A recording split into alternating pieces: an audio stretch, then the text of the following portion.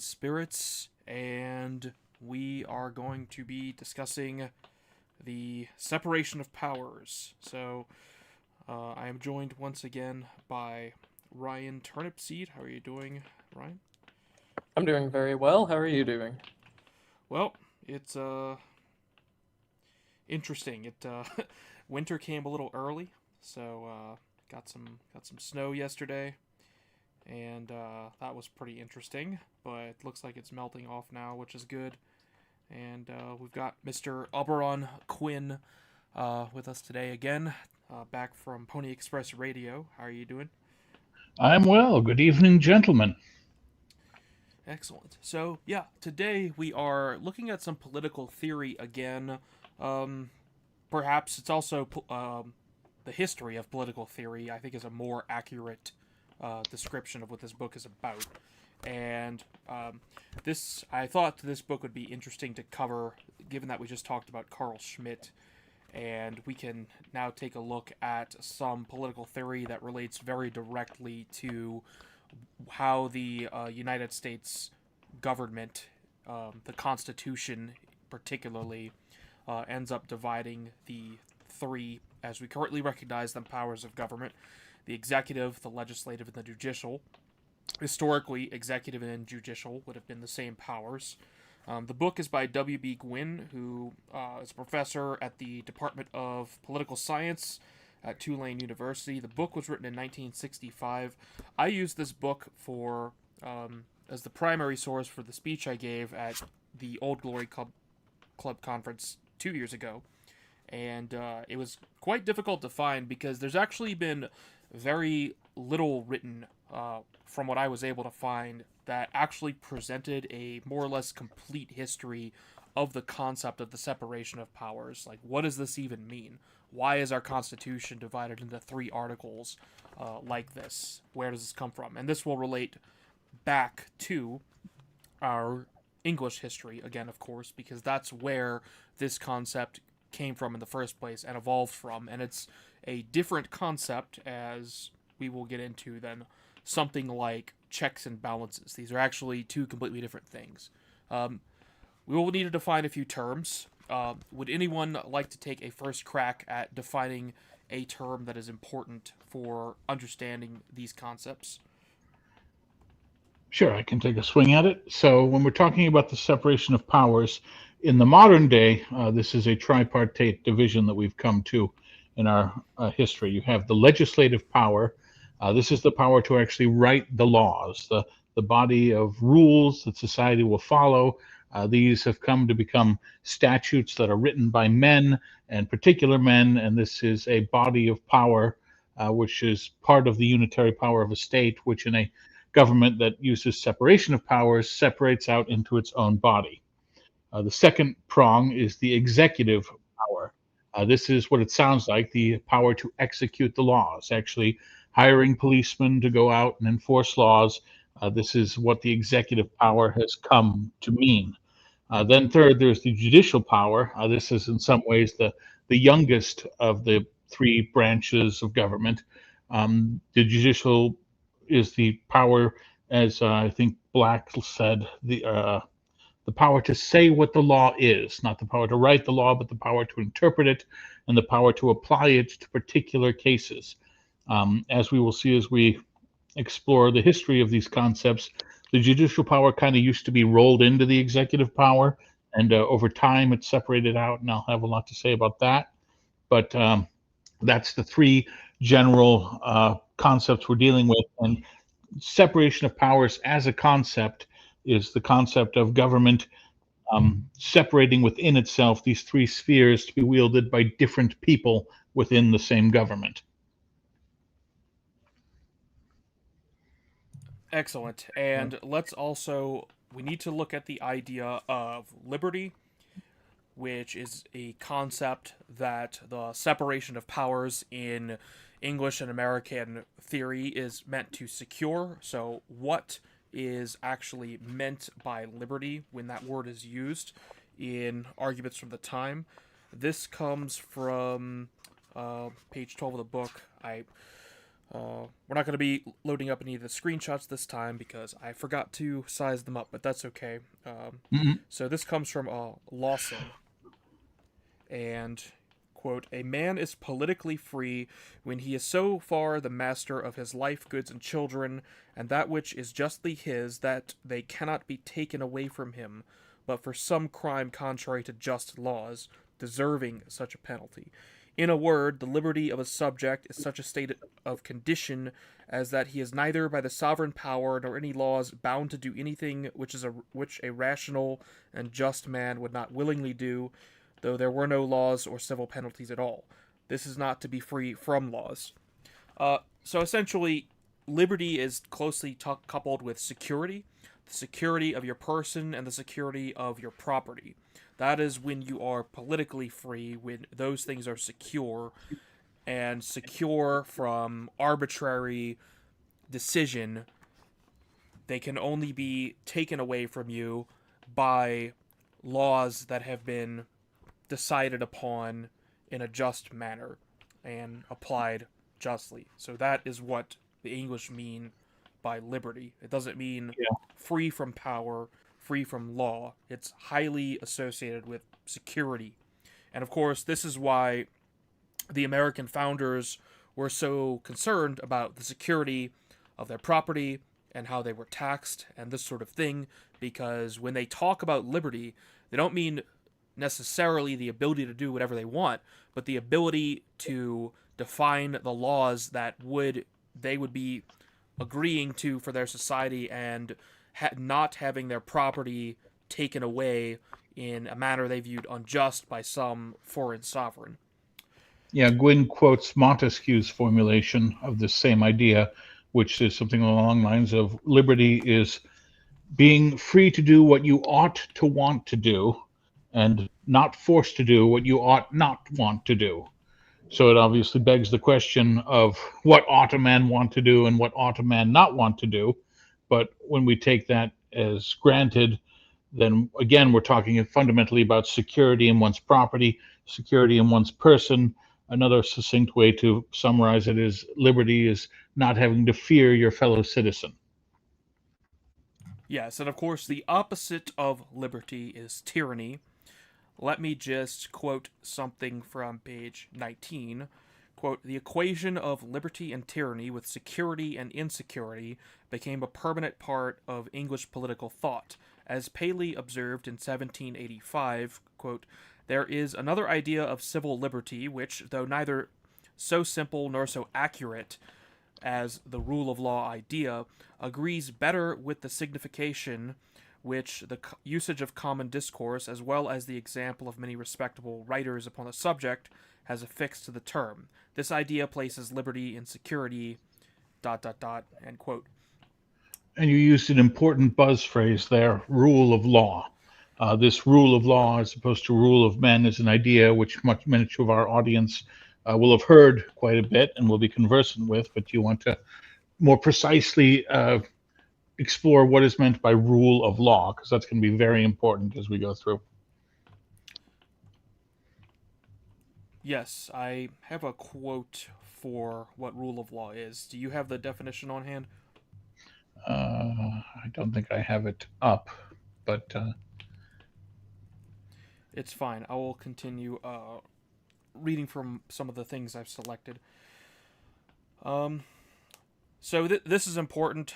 Who consents to the laws? I will read from page 14, quote, "When the people were mentioned as making or consenting to laws, none of the writers of the period intended to advocate direct democracy. Even when direct democracy was approved of in theory, it was considered impracticable.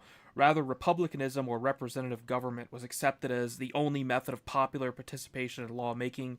What is more, the people who were to participate even indirectly in legislation were never intended to include all adults.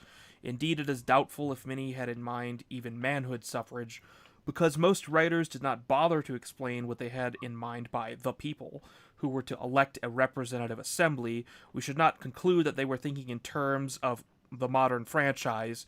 Even the levelers, who apparently supported the principle of manhood suffrage, defended voting qualifications that excluded servants and people accepting charity."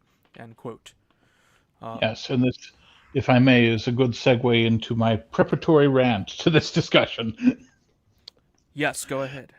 Okay, so Mr. Gwynn, the author of the book we are discussing, begins his examination by castigating his predecessors for, by and large, beginning their analysis of the separation of powers with Montesquieu, who discussed the separation of powers in the 18th century. He says that they need to go back earlier and start to look at developments in English political thought starting in the 15th century. And he pulls out some quotes from Fortescue from the 1450s as his starting point.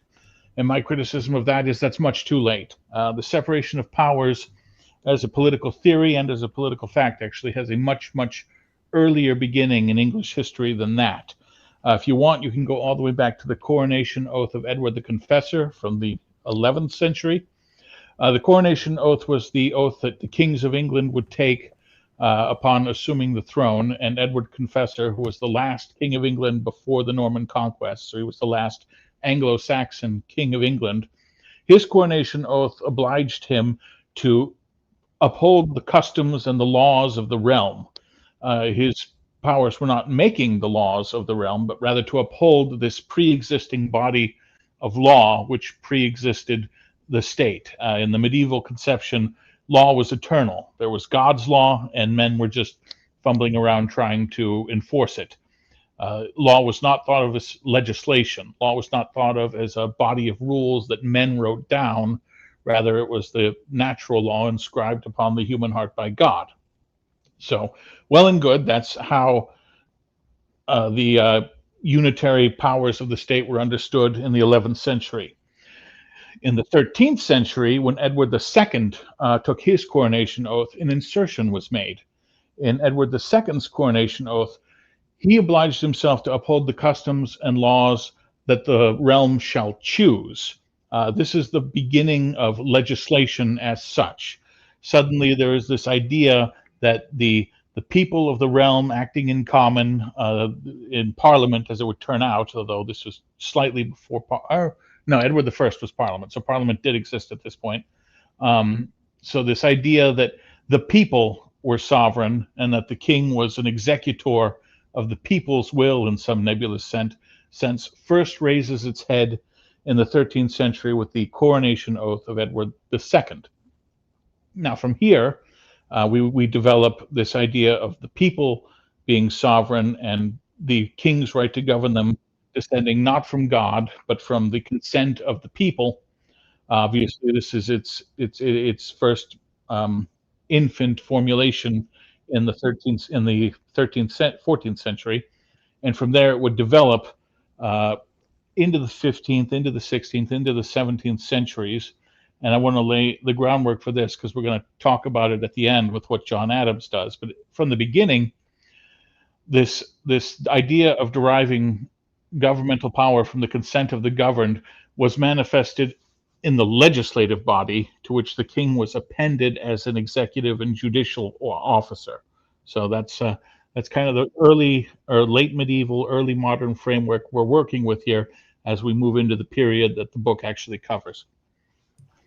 And I found the quote that explains rule of law. I wanted to mention first, though, on why even cover these topics in the first place. Well, this relates to the series in terms of what it is an American, what it means to be an American, and I had researched this in the first place because at the time there was significant disunity in the direction people believed the government ought to take, and that disunity still exists to some extent. But the point I attempted to make is that these particular political traditions, much like any other traditions that Americans have, are an essential part of our character as a people, inherited from the English, and the idea of having a monarchy in America or going full fash or anything like that is completely incongruent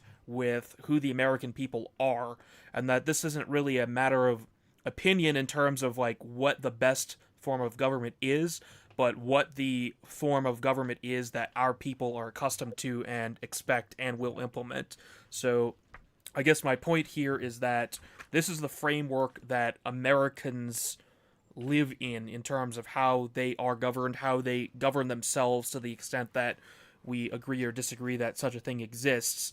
The separation of powers is a centuries long real component of who we are that can't simply just be thrown away because you think it doesn't work because you read Vilfredo Pareto or something. It doesn't matter, Yes. right? The flaws don't matter. We're talking here about what is an American.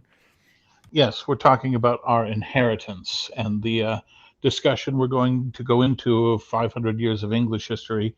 We're discussing it because that is history that we have inherited from the English as they came over here, and they would do new things with the separation of powers that they did not do in England. But first, we must understand what the inheritance is before we can understand the shape that it took in the American context. And something about that as well, just because we sort of jumped right into the book, is that a good chunk of this book is going to reach back to the Leveler movement in England from the Civil War period. If you remember back to our first two episodes in particular, the Levelers come up, and I think maybe once or twice afterwards throughout the series. And that's because, especially in American governmental context, we get a lot of ideas phrased. We get a lot of phraseology of our governmental ideas from the Levelers themselves. Yes. And this is important. If the Bill of Rights that so many Americans look to and at least have a somewhat positive opinion of usually the original interpretation, perhaps, looks very similar to the exact demands that the Levelers gave to Parliament and the army in the 1640s. So this is Indeed. it's a long strain. And we're almost to the levelers, but before we get there, let me just finish laying out the theoretical framework within which we and the levelers and everyone after the levelers was working. We've talked about Edward II's coronation oath and how this idea of power descending from the people originated.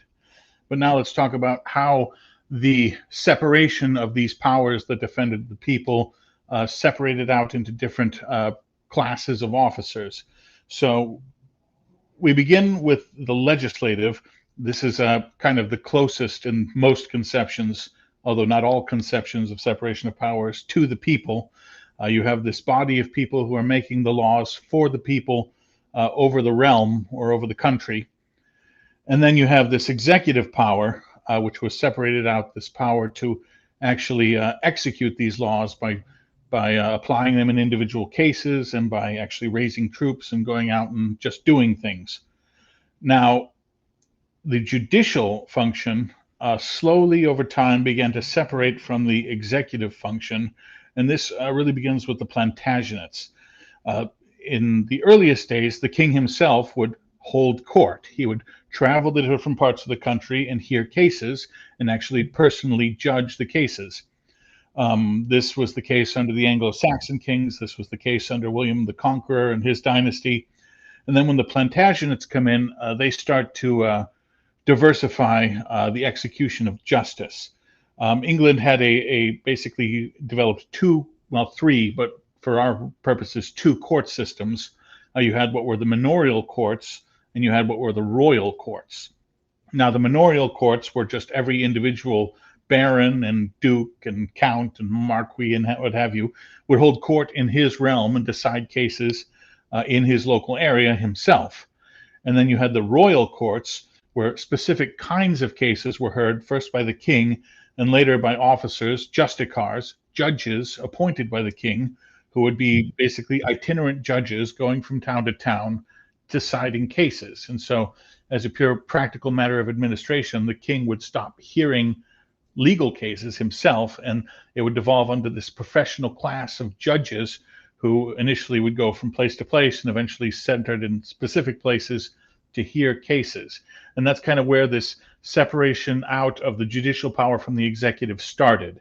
You had this class of expert people who were up on the precedents and who knew what the law was as it developed from case to case, who knew the precedents, and so who were better qualified than the king himself to decide cases. So the argument would go. And so we have basically, originally there were two arguments for the separation of powers. One was the efficiency argument, and one was called the rule of law argument. The rule of law argument was justice should be impersonal. The king should not be hearing cases that he personally has an interest in, and so it should be devolved on these independent judges to resolve individual cases. And so you begin to see this cleavage between the executive power and the judicial power just as a natural evolution of judges doing their thing over 4 centuries. So that's the rule of law argument, this idea that men are applying fixed, well-known, promulgated laws and are not involving their personal interests in the deciding of cases. Then you have the efficiency argument, which is that, hey, law is really complicated. The king has other things to do. The king should not be hearing cases because he's not a judge. He doesn't have the knowledge, the scholarship of the law necessary to make just determinations. And so this professional class of judges, it's more efficient, more managerial, if you will, to have them deciding the cases. So early on, we see this breakout of 2 different arguments for the separation of powers. There's this argument that the impartial administration of justice, this will help the rule of law rather than the rule of men, and thereby secure the English their liberty. And then there's the efficiency argument that the king doesn't have the time or the expertise to be doing this, and so he shouldn't be personally involved in the deciding of legal cases anymore. It should fall upon this professional managerial class of judges to do it. Very good. Okay, so we've more or less defined what the rule of law means there. I had actually pulled up the particular section that more or less defines it, but I think we've satisfyingly described what rule of law means. It means the laws are fixed and they're not simply going to be modified on the fly by a person, because that just becomes rule of men. And of course that person would be the king or a non-partial, impartial judge. You also mentioned the efficiency argument. This is a important note, actually. I have a little quote here from page 34. Quote, "It is worth reminding those who criticize the separation of powers for preventing government effectiveness that its first advocates urged the separation of legislative and executive functions on the grounds of efficiency. This version of the doctrine, while not recognized by all who have advocated other versions, has never been lost sight of. In the United States, John Adams, Thomas Jefferson, John Jay, and James Wilson, 4 influential exponents of the separation of powers, all stress the efficiency as well as other arguments for the arrangement." End quote. So this is really important because people sort of will talk about the Constitution, for example, as forcing the government to be inefficient, in that, you know, by dividing the powers this way, it means that the government is bogged down. But actually, there's an entire historical argument for that the separation of powers actually makes the government more efficient. And personally, I'm well convinced by the argument. And the idea is that the judges will know the law, and the king, being the king, doesn't necessarily know the entire body of the law, because, you know, as people at the time would write, although the king may be very intelligent, he simply doesn't have the time to learn all of the entire body of English law. So this is why judges have to train for decades to do it. And also, it's much more efficient to have an executive that's always sitting to execute the enforcement of laws, rather than having the legislature basically try and take on both the judicial and the executive functions at the same time. When people are talking about this inefficiency idea, what they're usually referring to is checks and balances, which is this completely different thing from the separation of powers, although there is a balancing argument for it. It's a completely different thing where the branches interfere with one another, and that is what restricts the government. It's not the separation of powers, it's the checks and balances, which are actually quite controversial. Indeed, loyal listeners will remember from our stream on Thomas Paine Thomas Paine attacks checks and balances pretty hard, saying that if the government is checking itself, then basically what are we doing here? Separation of powers is different. Checks and balances is one way to effectuate a separation of powers, and possibly not a great one.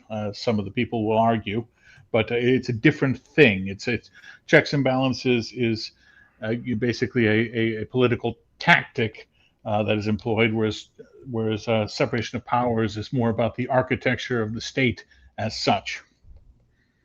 Yeah, it's a descriptive, sort of a trying to describe the different functions of the state versus what should be done and how this might cause something to come about that's favorable. Normative versus uh, normative versus positive. Mm. Yes, and I'll comment on two checks and balances aspects that appear in the deliberation by the historical figures who wrote about the separation of powers.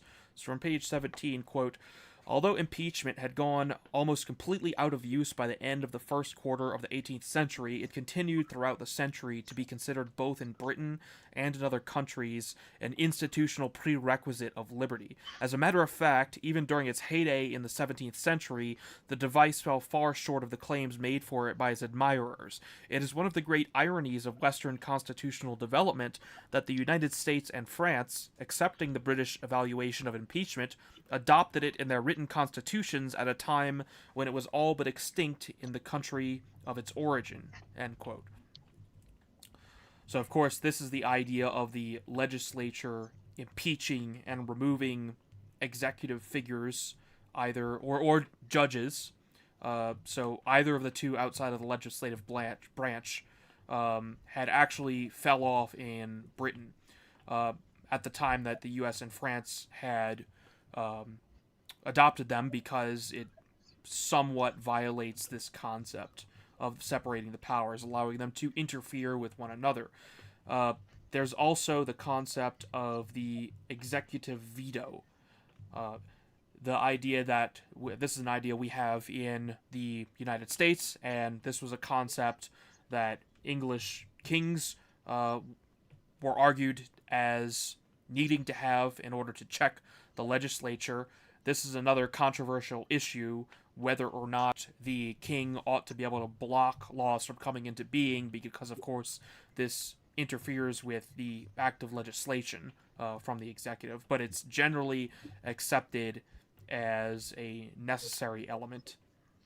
It's instructive to note that the English monarch still has an absolute executive veto over acts of parliament, and it's one which has not been exercised, I think, in centuries.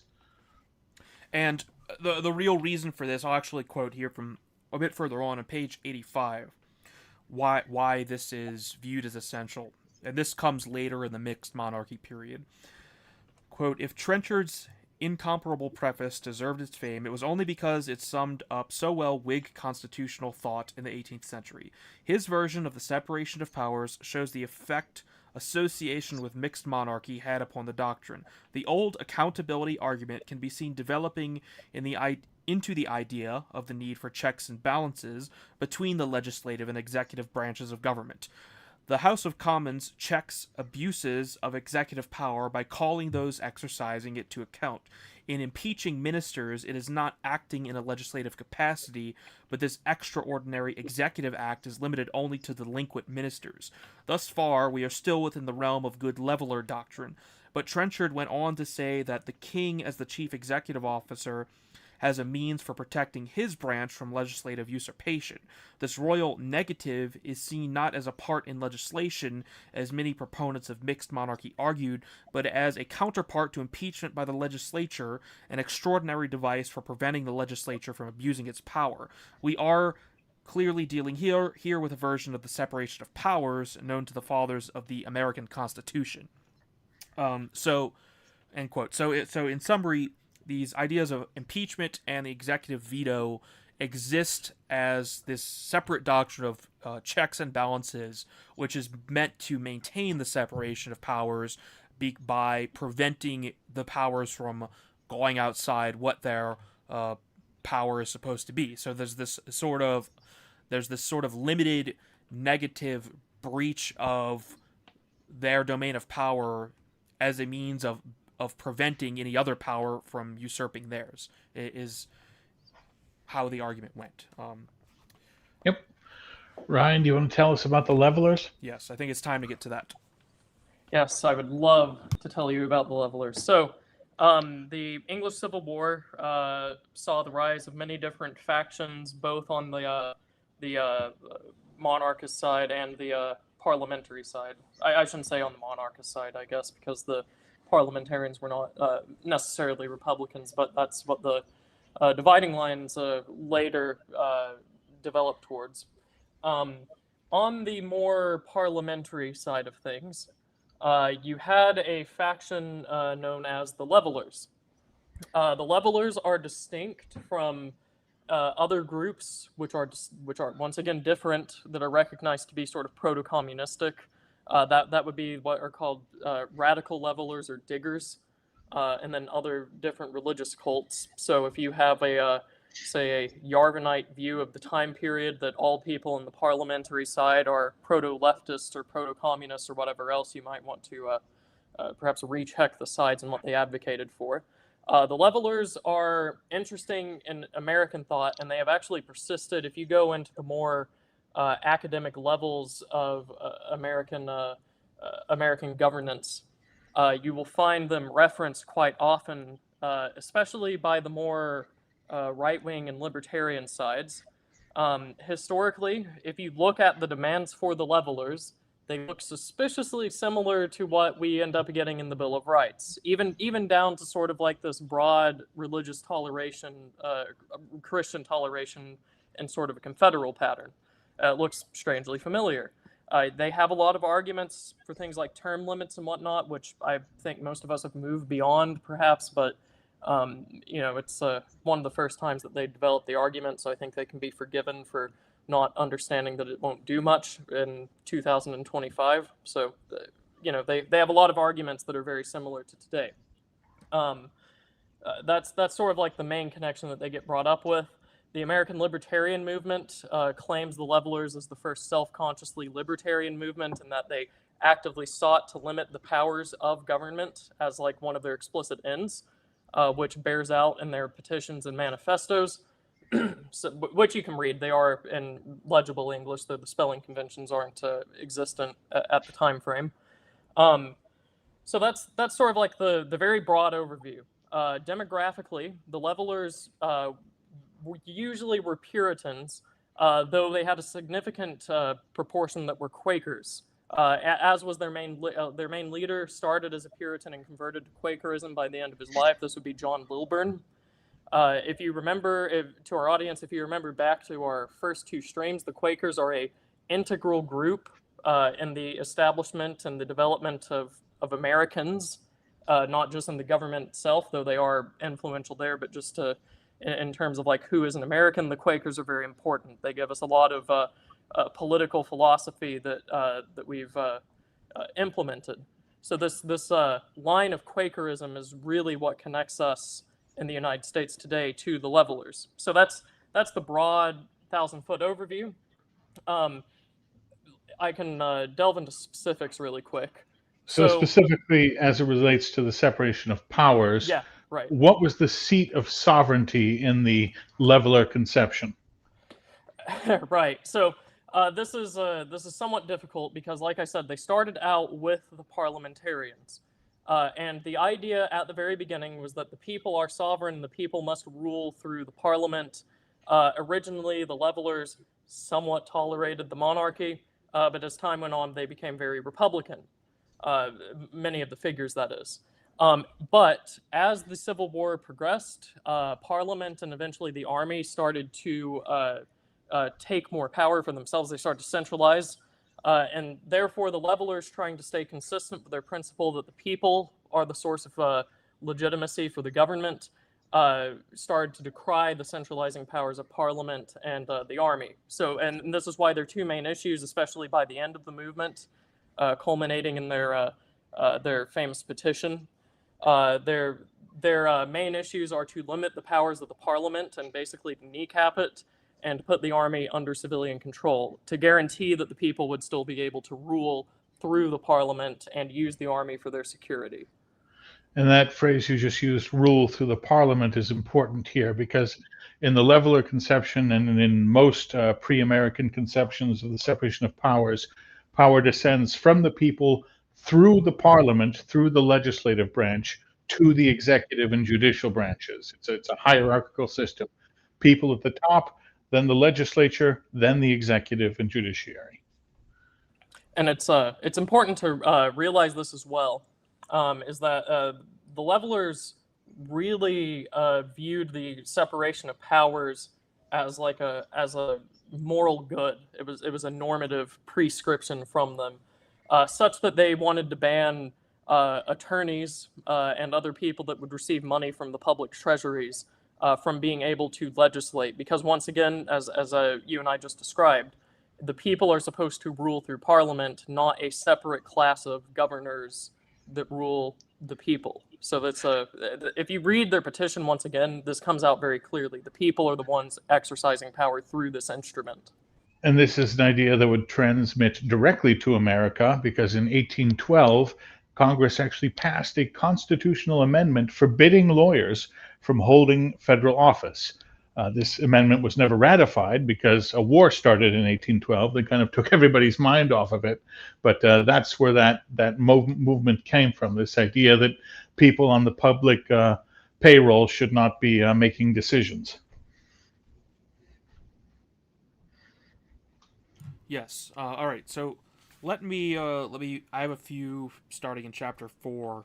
A few quotes that reference Lilburn specifically and some of his writings on the separation of powers. Now, the author himself, W.B. Quinn, comes up with a few categories. He roughly categorizes various arguments for the separation of powers into 4 main ones, which are the efficiency of government, the common interest of the people, the accountability of ministers in government or legislators, and then the impartial rule of law. So these are 4 arguments that he has observed, not just in the levelers, but throughout English history as being presented as the arguments for the separation of powers, and of course these extend to America as well. Now, we already explained what the efficiency argument is. We also explained what the impartial rule of law is. Accountability and common interest will come up as well with the levelers. On some of the concerns just referenced there about the military, I'll quote from page 37. On the other hand, they were very much concerned with the long parliaments acting in what we call a judicial capacity and with the influence of military and civilian officers over the policies adopted by the legislature. It is not known who first related the latter problem with the need for a separation of powers, but the relation of the former would seem to have its origin in the fertile mind of the leveler leader John Lilburn. At any rate, the first we see of this version of the separation of powers is in an anonymous pamphlet generally attributed to Lilburn, published in 1645. Just to set a date on things. So, the levelers were concerned with the Long Parliament acting in a judicial capacity and a military capacity, and because of this is one of the reasons why they argued for the separation of powers, as Ryan talked about there. Now, we also have the common interest version. I will explain this version here, which also comes from Lilburn. And this is just the author writing and describing it. Quote, "If members of Parliament could not afford to support themselves in Parliament, then let the medieval practice of payment of members be restored. The possession of great and rich places prevented members from pursuing the common interest, since such offices bred factions and stopped men from speaking freely for the commonwealth for fear of losing their offices. Because it was to the private interest of office holders serving in it, Parliament would continue to prolong both its own life and the war. Thus there was good cause for fearing that as long as lucrative offices could be held by members of Parliament, they would set up an interest of their own, destructive of that common interest and freedoms, whereof the poorest free man in England ought to be the possessor. We have here what can be called the common interest version of the separation of powers, the separation being necessary to assure that members of the legislative assembly will look to the common interest rather than to their private interests in the performance of their function. As Lilburn was concerned in this passage with parliamentary decisions concerning war and peace, it is clear that the assembly's function was seen as something more than purely legislative. And when he talks about great and rich places, he's not talking about geographic places, he's talking about offices. It was the practice, and to some extent still is the practice in England, to give public servants, lavish salaries and powerful positions, which they then are incentivized to magnify to their own benefit and to the detriment of the body politic. Right, and and this is once again referencing what I think is the last leveler petition. They did actually come up with a method to fix this beyond just banning specific occupations from holding office. The other thing that they came up with was that Parliament should dissolve after 1 year, and each person that was in the previous Parliament can no longer be elected, and a completely separate Parliament would be elected, and this would rotate on an annual basis. And the laws of the previous Parliament, anything that would have been considered a temporary law, that is not a natural law or an eternal law, would be dissolved. It would have a lifespan that the next parliament would have to re-implement. This was all to ensure that this centralizing tendency to favor private interests of the office holders would not prevail and stomp down the interest of the people. This is another idea which would resurrect itself in America, again, albeit unsuccessfully. Jefferson actually proposed that all laws sunset automatically after 20 years, such that every 20 years Congress would have to reconfirm the entire body of law. No law could be enforced more than 20 years without another vote.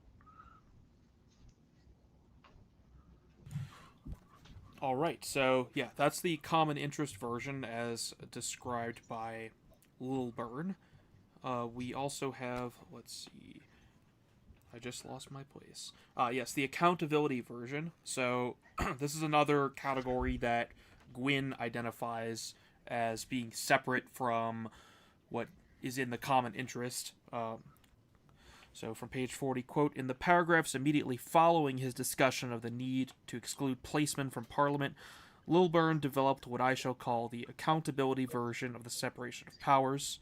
And now quoting Lilburn, quote, it is one of the most unjust things in the world that the lawmakers should be the law executors, seeing by that means, if they do never see so much injustice and oppression, a man may spend both long time and all he hath besides before ever he can get any justice against them. Yes, and it may be hazard the loss of his life too. And therefore it were a great deal better for the Commonwealth that all the executors of the law should be such persons as do not in the least belong to Parliament, that so they may not be able to make any factions to save their lives and estates where they do injustice. End quote. This argument that public officers must be denied membership in the legislature if the latter is to be in a position to call themselves to account recurs in Lilburn's later pamphlets. End quote. So basically the idea is that you can't expect the people to hold themselves to account if they themselves are the ones doing it. There has to be a separation of powers wherein the people cannot benefit mutually from laws they are making, such that if one of the legislators needs to be held to account, someone entirely separate who's entrusted with executing the law is making the decision. And this is something that actually struck me as strange, just because of how different it is to kind of derive this from the ground up. This is in their petition once again, where alongside no lawyers, no officers or garrison members can become a legislator. Similarly, no treasurers or receivers of tax collectors, basically no one on the treasury side that's in charge of executing the law, collecting taxes, spending the money in order to procure whatever else could have also been in the legislature. It sort of struck me as strange because we kind of view with our modern form of government now, those are not within the same branch technically, but the the differences are so weak now that it's hard to imagine someone being explicitly banned from being in one while doing the other. So, And they went further than that. The levelers actually advocated that people receiving public funds or people receiving charity not have even the franchise. yes, correct. Yeah, and this is something that the author goes into here, and it is really a good sign of a scholarship. The levelers get sort of a leftist attribution to them because they argue for male suffrage. But it's important to know what the qualifications were for that.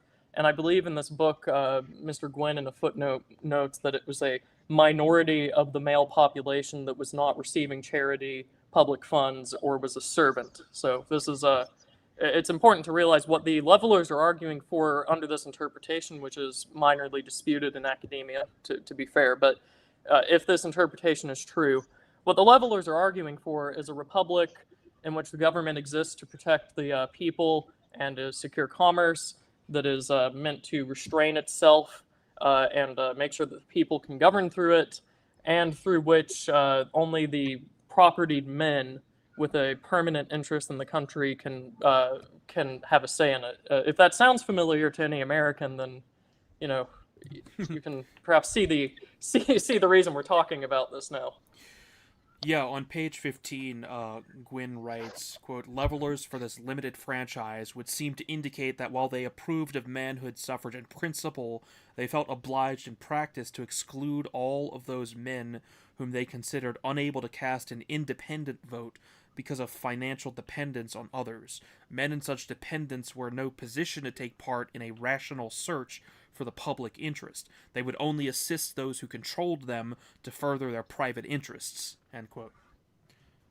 So, yeah, this more or less relates to things like the Civil Rights Act, but it's a very straightforward thing that we're very familiar with now, but was recognized, of course, by the levelers, that if you're financially dependent on some power, in this case it's servants being dependent on, their masters or whatever, but today we have huge classes of people dependent on the legislature in many cases, or different parts of the executive bureaucracy.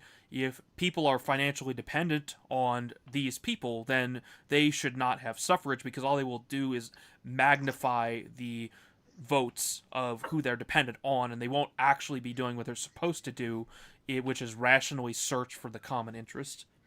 It's interesting to speculate how the levelers would look at today and what their attitude would be towards, wage earners and corporate employees voting would be. That's actually a good question. I didn't think of that, but yeah, you could definitely regard corporate employees thus being completely dependent on, effectively, a form of servitude to a corporate body that no one earning a wage should even be voting, because they're not independent. Well, within the spirit of the levelers, I think the way you would handle that in the modern day would be a certain amount of savings or asset value, such that you could go without the wage, because that's the levelers, specifically being a middle class phenomenon, tying into other streams that we've done. This great love of the middle class that we have. They did have a very nascent system of this, people that worked for money that weren't necessarily servants in this burgeoning middle class. But this is the idea, though, is that this isn't needed to live. This is just a method of earning money. There's a difference between the two, though the form can be the same between different people. Let me quote here from page 41, just to contextualize things a little bit. Quote, "It would be well," Lilburne went on to urge, "that Parliament obey its own declaration of April 17th, 1646, that they would not interrupt the ordinary courts of justice in the regular courts, nor meddle in any cases of private interest, except those of male administration of justice, and then only in accordance with the law. For Lilburne and the Levelers, the doctrine of the separation of powers became one of their most powerful ideological weapons for attacking what they considered to be parliamentary tyranny. In March 1649, both monarchy and the House of Lords were abolished by the House of Commons." So, end quote, we're dealing in where they were dealing with a situation in which the legislature had usurped all functions of government. And whereas you would normally consider, for example, the king as someone who might, if the king is an absolute monarch, as the English claimed, King Louis was in France at the time, which the author argues with, but that's neither here nor there. We normally associate this idea with kings, that he might, alter the law if he is also the one making the law. We have these contemporary times. We have these goofy "No More Kings" protests, right? It's like the king is the source of tyranny, but of course, for the levelers, the Long Parliament is the source of tyranny because it has usurped all of the functions of government. So it's not simply that a king is a tyrant. The legislature can also just be a tyrant as well if there is no executive power that's separate from it. But of course, in modern times, we only associate monarchies with tyranny, which is absolutely not how our ancestors would have. Right, and if you actually read academics looking at the petitions of the levelers, a few of them have kind of misinterpreted them, because there's a lot of petitions from these leveler agreements and whatnot else that focus on the need for a jury, the need to retain rights once you are accused, that capital punishment should only be used for the most heinous of crimes and whatnot else. And moderns will sort of look back on this and say, well, look, the levelers were also against the excesses of the monarchy and whatever else. This is a callback to that. When in actuality, if you look at the time frame, this is them responding directly to what the Parliament was doing. So this is, if anyone in the audience reads the petitions that they wrote, and you come across something of them trying to limit the execution of the law, especially as regarding actual capital punishment, any sort of torture or whatever else, it is very much directed at the Parliament and not the king, which had been out of power for many years at the point that they were writing their petitions. So we've talked about the levelers, who were one of the groups contending for control during the English Civil War. But of course, the English Civil War comes to an end, and Charles I comes back to become King of England. And before he comes back, there are 19 conditions he has to accept. Do we want to go there next? Yes, I have something screenshotted on that. If you want to lead the discussion there, if that was your idea. Well, I mean, Kildare, he has to agree to a separation of powers. Of course, the English Civil War was fought over the idea that the king is the seat of sovereignty, the divinely anointed representative of God in England. And of course, that side loses the English Civil War. James I gets beheaded. The Protectorate runs its course. And then, following Oliver Cromwell Jr.'s failure to keep the realm going, they bring the king back, this being James's son Charles.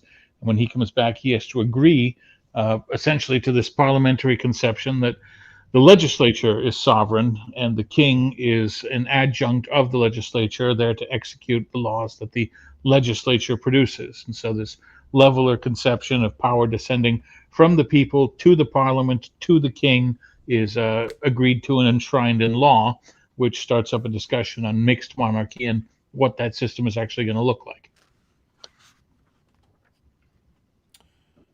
Yes. I believe the instrument of government is the document which brought Charles II into power. And there were 19 points associated with it. I can't remember if those were the same document or not.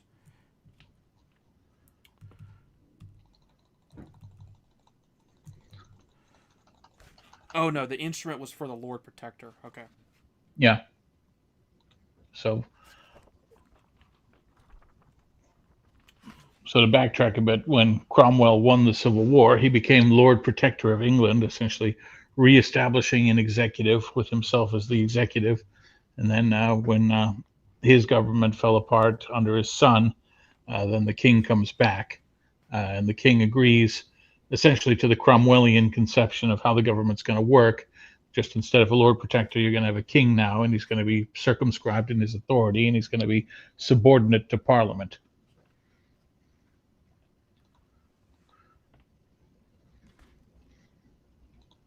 Yeah, I'm trying to find what I had cited on the 19 points that King Charles had to agree to, but I can't seem to find it.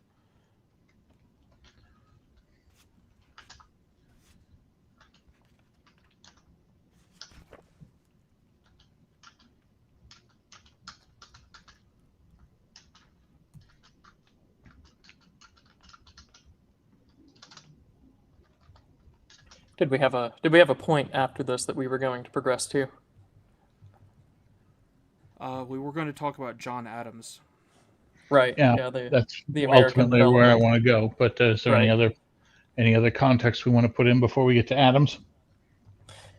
I mean, it might be worth pointing out just as well for the audience, just because this is a horribly butchered time frame, especially by the sort of near-reactionary right from the early 2000s. The Levelers did not win in England. Their ideas were not really implemented. The supremacy of Parliament and the form that it took, especially during the Glorious Revolution, was most certainly not a Leveler victory. The only place where Leveler ideas have really been tried at scale is the United States. So that's like the wrap-up on the story there, is that they never actually got to implement their ideas in England. They were mostly arrested by the army and put down. So it's not like, if you look at modern Britain and you're wondering where this all came from, it's not the Levelers, really, because they didn't actually get a chance to implement anything.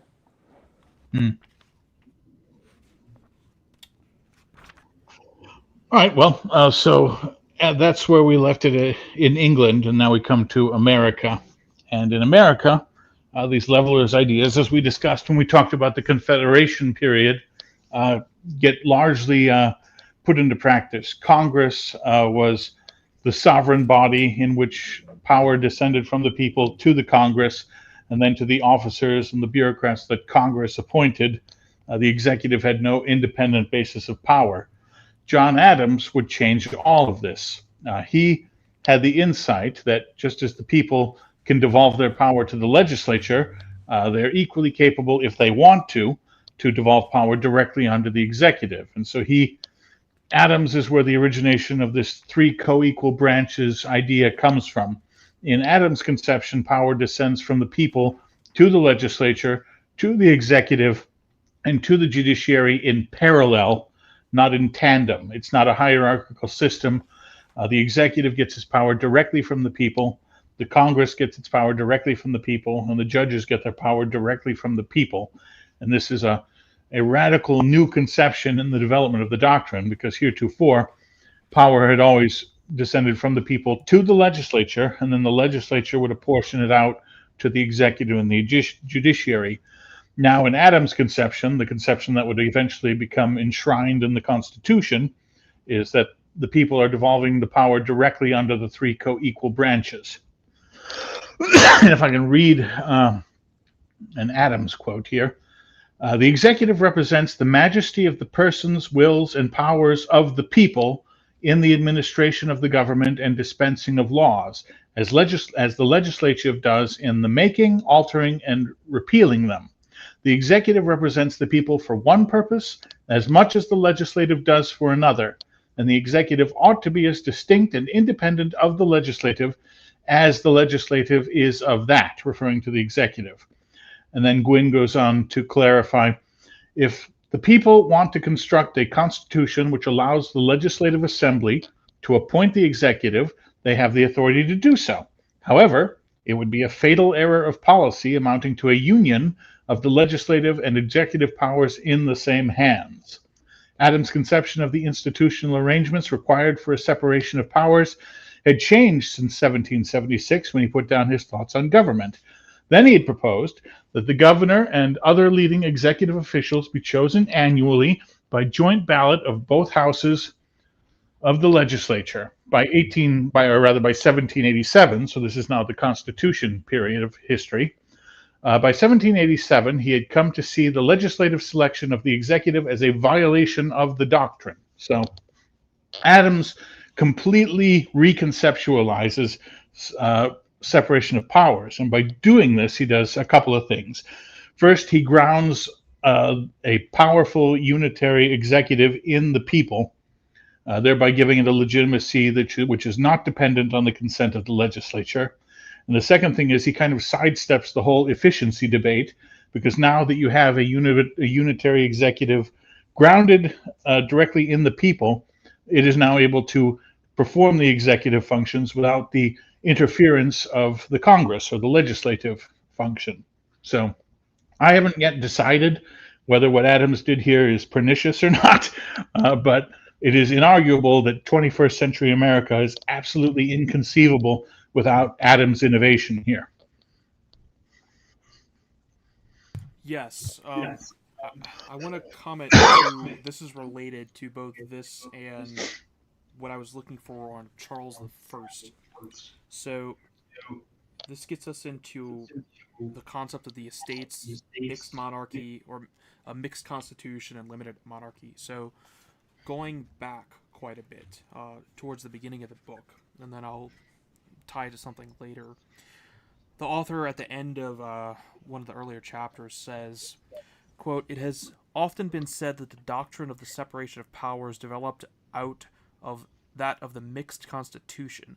Certainly the two doctrines are similar in some ways, which has led scholars often to mistake one for the other.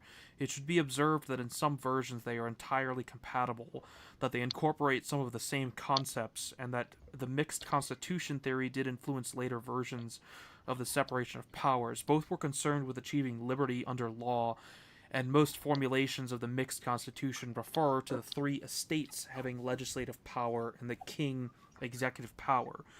Yet, after all this is admitted, the fact that the two doctrines are different in both content and origin. The separation of powers is based on an analysis of government functions.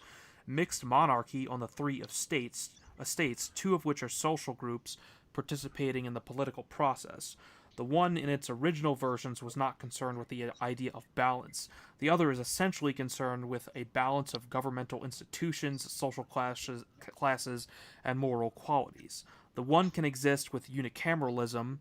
The other, as understood in Britain, requires a bicameral legislature.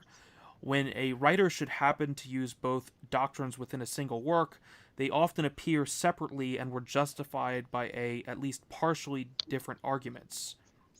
The mixed constitution is a category in the classic taxonomy of forms of government, but the separation of powers is an arrangement not restricted to that category. Finally, while both doctrine emerged as major political ideas within a few years of each other, the earliest proponents of the separation of powers were Republicans, quite willing to see supreme but not total political power vested in a unicameral elected legislature, a notion totally incompatible with mixed monarchy.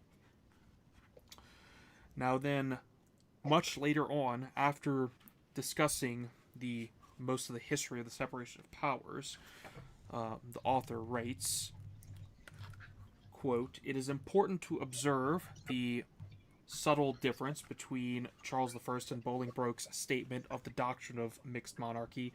In the latter, the king is not given a coordinate position in the legislative process. Instead, the king, the chief executive, is described as having only a negative voice in legislation, the actual process being in the hands of the two houses of parliament.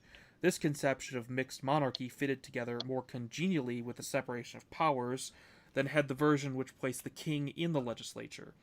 Thus, the paragraph immediately following the one quoted above, Bolingbroke wrote, quote, "If the legislative, as well as the executive power, is wholly with the king, as in some countries, he would be absolute. If in the Lords, our government would be an aristocracy, if in the Commons, a democracy.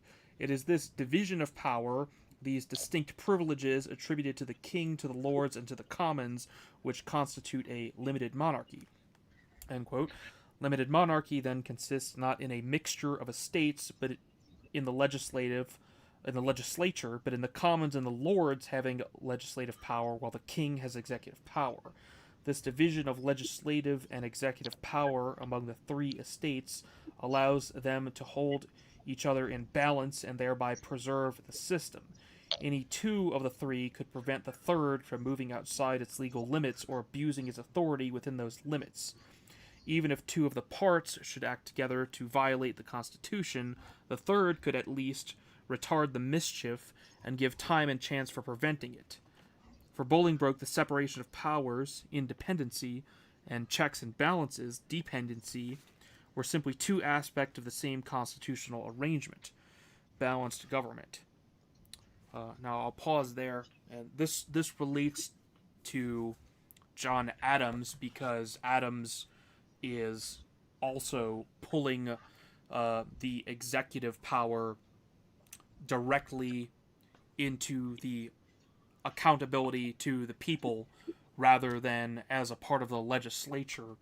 And this, for the United States, places the estate of the commons in a position where it can check the legislature through the executive by electing it directly. So within separation of powers theory, you also have the balancing argument wherein you're trying to balance the three estates against one another.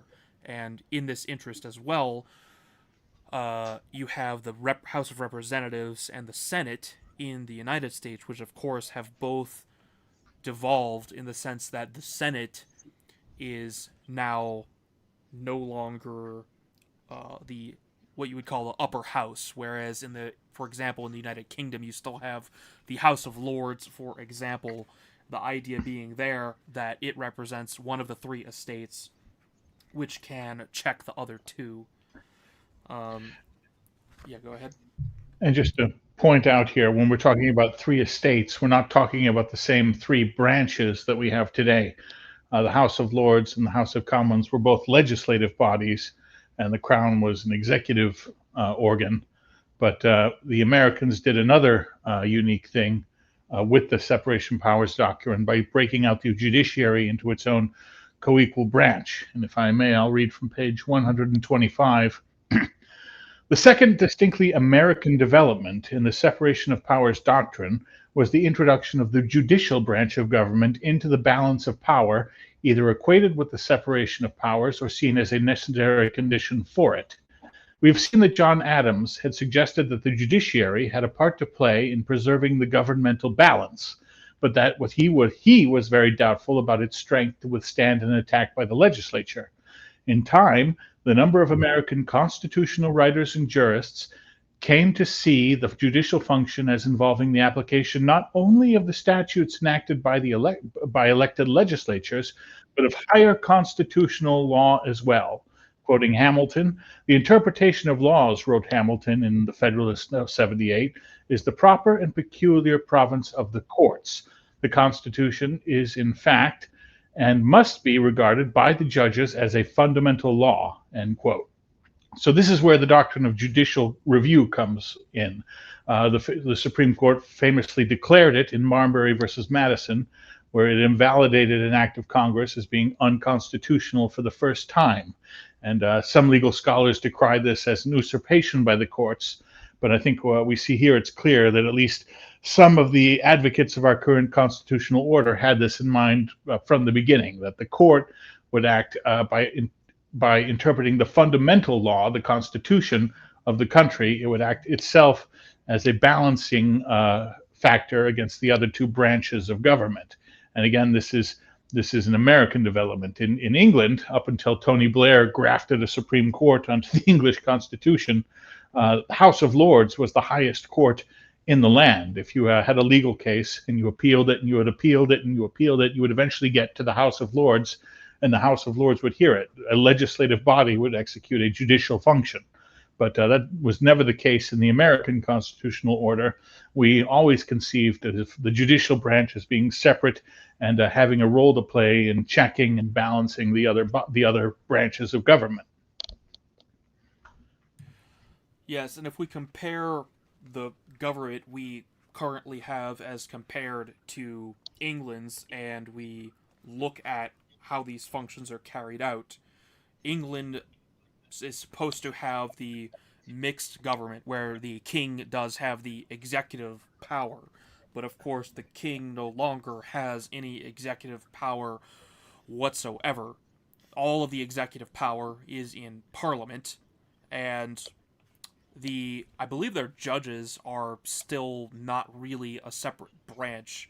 Parliament, but I haven't looked into how their judiciary works. I don't think it's strictly separated like the U.S. one is, but I couldn't really say. I haven't looked into how that works, but Parliament has usurped, right, the executive power within England. It wasn't supposed to be arranged as it is now. The king is supposed to be executing the law. In the United States, it probably is for the better that I think Adams is correct in his argument that the chief executive will be accountable directly to the people, which is again where the legislature is supposed to derive its power from, right? So instead of having power descend from the people to the legislature to the executive and then judiciaries, it branches out directly from the people in two capacities.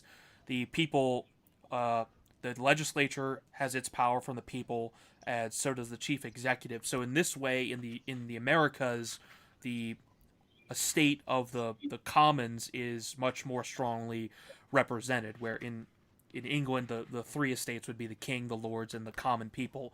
In the U.S., we have no king at all. So there's a much stronger representation for the common people. Now, if the executive were appointed like the prime minister is in England, you'd probably see in the U.S. a much more aristocratic form of government, where there was no check on the legislature. I think President Trump actually shows us how Adams' principle really does still function, despite, again, what everyone might say about how power works because you read too much Mosca or Pareto or whatever. It is quite clear that the executive being directly accountable to the people actually is causing the executive branch currently to attempt to check the legislative and even the judicial branches, and of course the legislative branches fighting back against that as well. So this is really interesting because we can kind of see, even to the extent that both systems in England and the Americas have been horrendously degraded, the original intent is still, in substance, actually working. Indeed, it's become a common refrain in some of our circles to decry the Constitution as just a piece of paper. It doesn't actually matter. Power will do what power wants to do, no matter what. But here you see an example contrasting the current day British and the current day American systems, that the form of government, the Constitution, the piece of paper, does actually matter. Perhaps not so much as the more idealistic people among us would want, but it does matter. Yeah, and you don't even have to look to the modern day to see this working out in actuality. Like, the Jacksonian movement would be entirely incomprehensible without this idea of the executive being directly accountable to the people, the judiciary being its own separated branch, and Parliament as the legislative body trying to assert its power over those two, but failing. So this is you can see this all throughout American history, where it turns out that the structure of government is extremely important. And of course, an America without a Jacksonian era would be incomprehensible in the modern day as well. Trump would be entirely unprecedented, which is strange to think about.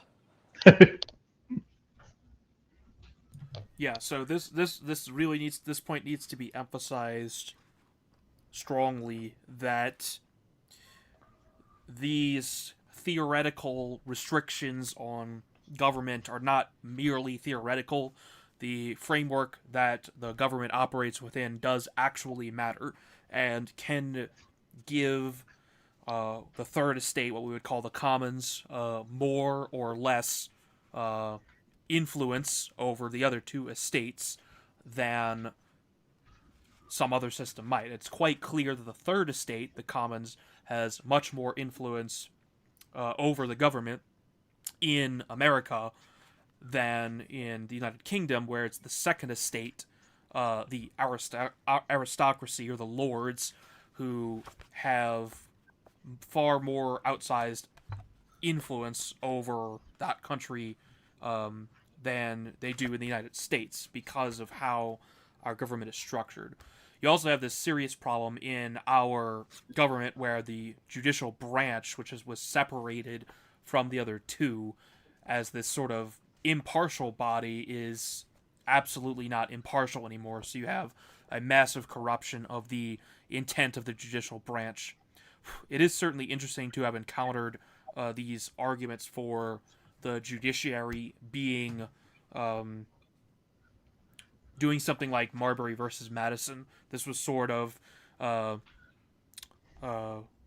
pre what was it? Not preordained, but or even preempted, whatever. I can't think of the word now, but it was prefigured by Adams. This sort of judicial action taking place. So perhaps those, although we don't like how judicial review takes place, and maybe we might disagree with the specific implementation, in order for the judiciary as a separate branch to actually work, it does need to be able to have some means to check and balance the other two branches if we're buying the balancing argument here in terms of why the powers are separated from each other.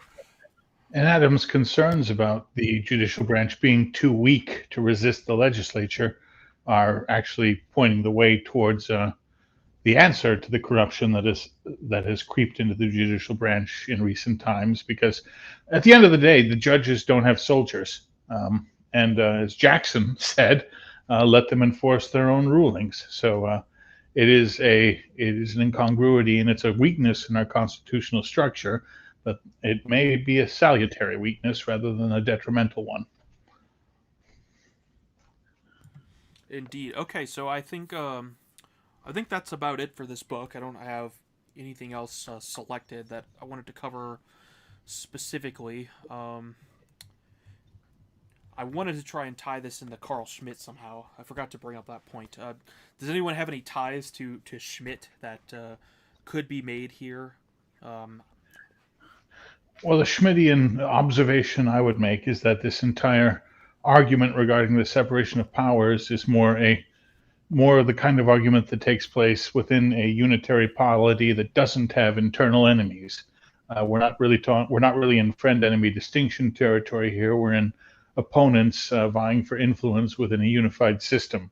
So, to the extent Schmitt is relevant, it's relevant to the point that our internal unity is degraded to the point where this argument becomes frankly irrelevant because we have a friend-enemy distinction going on within the walls, as it were. Right. Yeah. Actually, now that you mentioned that, I realized I had the Schmittian point I wanted to make right in front of me, which it's effectively the common interest argument for the separation of powers. But the author mentions here, quote, "The common interest can only be found by the independent members of a unified community. But even these persons and their representatives are not totally rational and may prefer their individual interests over the common interests." End quote. So the key word is unified community. That, like you said, basically means everyone has to be on the same page. So if the separation of powers is meant to protect the common interest, which is liberty, which is effectively security. If there is no unified community, then you can't have a common interest, and thus there is no point in a separation of powers because you're trying to protect something that doesn't exist because there's no common interest to protect in the first place. So the separation of powers is not the answer to our current problems. Carl Schmitt is the answer to our current problems. However, the separation of powers is our traditional form once we actually have what the author calls a unified community or a common interest. So if a point at which the common interest actually exists in an identifiable way again, then these doctrines would come into effect. But they matter when the friend enemy distinction has not penetrated the society and brought it to what we identified as a state of civil war at some level. If the society is not unified politically in the sense that enemies are external and not internal, excepting to the extent that the state identifies internal threats to itself, then that's when separation of powers would matter. But because we don't have a unified political system, and there are friends and enemies within the country, then the separation of powers bears no relevance to our solution. Anyway, hope that made sense. Well, to the extent we want to put a prescriptive spin on that analysis, our focus should be on restoring the polity to the point where there is an intelligible common interest towards which to direct a separation of powers. Exactly. I did have a sort of a Moscowite or elite theory point, but I don't know if that was something that we wanted to hold back on until we actually discuss those works. No, by Hit all us. means. Yeah. So, and this is something that I've been contemplating on now for a long time. If you are serious about elite theory and you actually give it a value-neutral reading, the conclusion that you should come to is that the form of government, or basically any form of government, can be implemented if the will of the elites is there.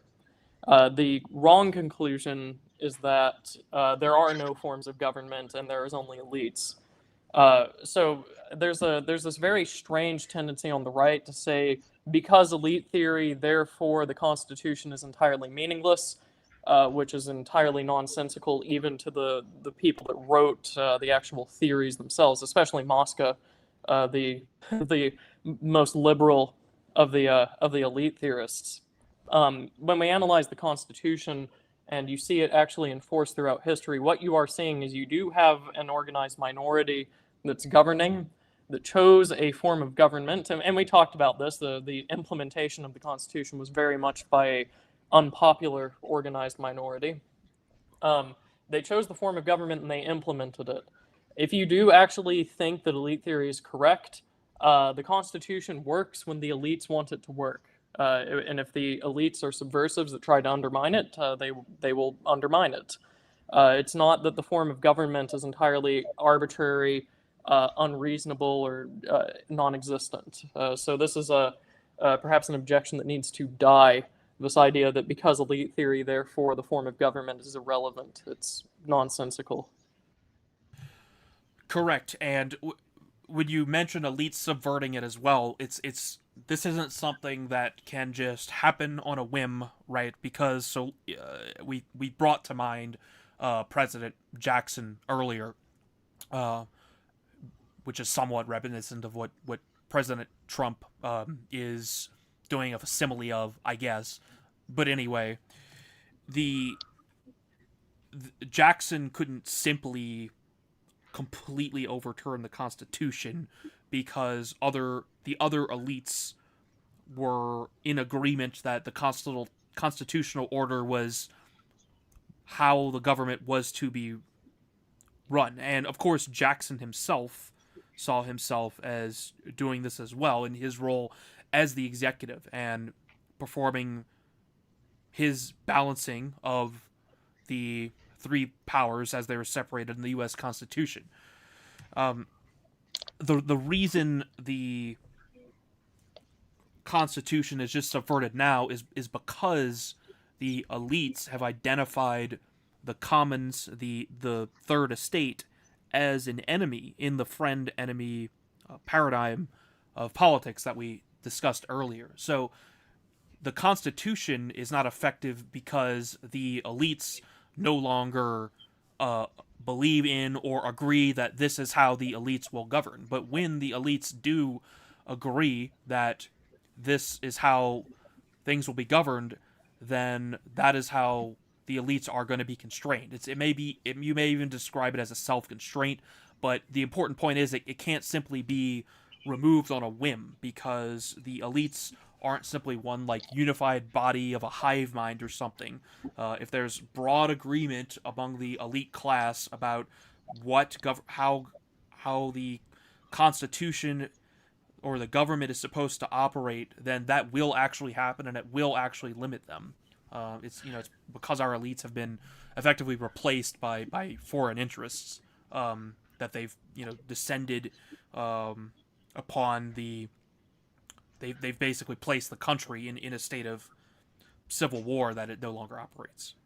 A good example of that principle of the elites being constrained in reality by the constitutional order is, I forget what case, but Justice Scalia once did a calculation where he calculated that 4% of the population was enough to stop a constitutional amendment. So the elites of 1776 installed a system which is constraining their subversive not predecessors, antecedent, their Successors, right? successors. Thank you. Got lost the word for a minute. Their current successors are still constrained to a considerable degree by the constitutional order that was put in place in 1789. Right, despite doing everything they possibly can to fight against it, the sheer institutional momentum remains. So, of course, this, as Ryan put it, this is the understanding one has to come to if you actually comprehend the conclusions of elite theory. That's an important. I'm glad you brought that up because that's one of the reasons that these paradigms need to be looked at, is because we have to understand that elite theory doesn't tell us that like all governments are the same. It's all just an elite oligarchy, and the specific forms don't matter because they're just going to do whatever they want. That is completely not what the writers of elite theory wrote, and it's not what happens in practice, as we can even see right now. So with that, I think we can look at super chats, unless anyone wants to mention anything else. I would just note that no matter how short we cut these things, years never stays to the end. For some reason, my super chats are not showing up on Entropy, and I'm not sure why. Let me see if I could scroll up. I know there was at least one. Yeah, Paul W. Hall for $4.99 sends us a salute. Thank you, Mr. Hall, for your support. And I think that's all we have for tonight. I didn't see anything else come in. I've got the whole chat here in front of me. So thank you for the support. And next week we'll be looking at Charles Beard's book, An Economic History of the U.S. Constitution, correct? And Correct. did we plan on doing that for 2 weeks, and then we're going to do Rothbard's The Betrayal of the American Right? Yes, correct. Excellent. Okay, so listeners understand. I actually have the copy of the book in hand now, so I can get to reading it. So listeners can understand what is coming up next if they want to read the books as well. And as we're doing Beard, I fully expect no single member of this audience will shave for the next 2 weeks. I don't think anyone wants that. So thank you everyone for tuning in and supporting, and we will see you